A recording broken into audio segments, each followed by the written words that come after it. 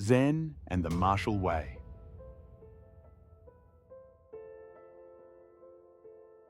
The Fallacy of One Point.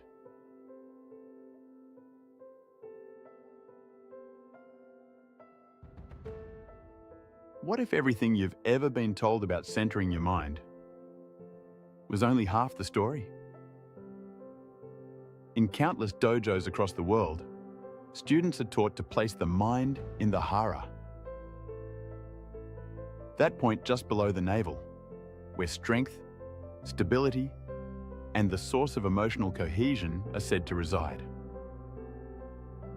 You'll hear it whispered in Aikido, echoed in karate, reinforced in kendo. Keep your mind at one point, and you'll be unshakable. And, to be fair, there's some truth there. Centering the mind in the Hara does mean that it is less likely to get caught up in planning and scheming. Locking down one's awareness to the immediacy of one's center of gravity is often the difference between flailing and flowing, between contrived and spontaneous action. But here's where the trouble begins. Somewhere along the way, people started confusing the resulting spontaneity with enlightenment itself. As if by simply locating awareness in the Hara, one could transcend duality. This is the fallacy of one point. The idea that enlightenment is simply a matter of a specific form of mindfulness. In Zen, enlightenment doesn't happen anywhere. It's not a mindfulness one has regarding the head, or the chest, or the belly. It's not even a mindfulness at all, but that it obliterates the very distinction between one who is mindful and that which one is mindful of. When a martial artist says, "I am centered," Zen replies, "Who is centered? And where is this center found?"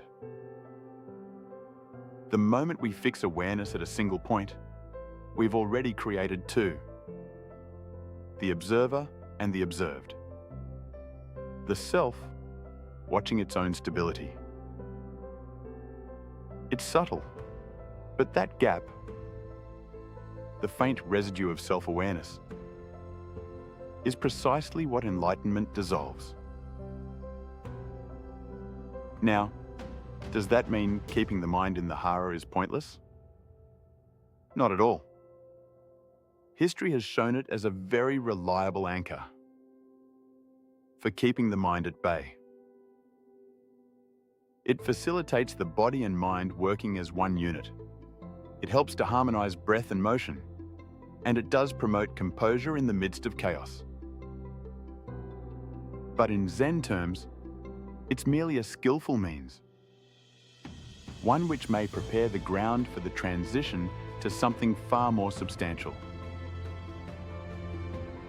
And when one's mind is steady enough to rest effortlessly in the body, that's the signal that it's time to look closer. Who is it that's resting? And where exactly is this resting point? When these questions are pursued to their end, the very notion of the Hara collapses, and something vast, boundaryless, and centerless reveals itself.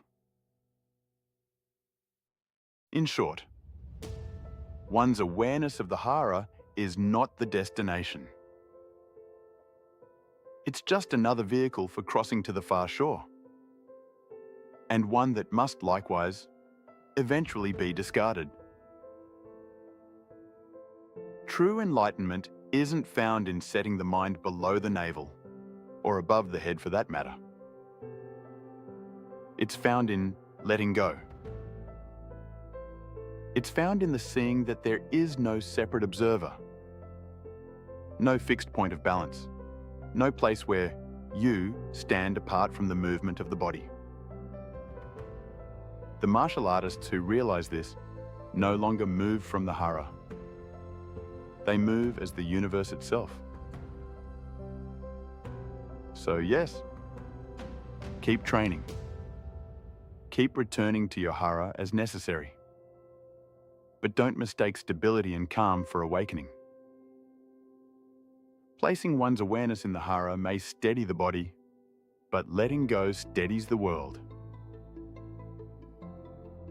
In the end, the one point is useful precisely because you can't hold it forever.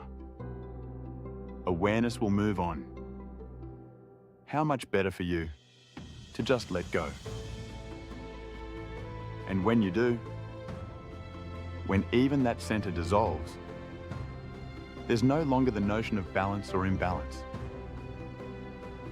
There's just the living rhythm of reality, of moving freely.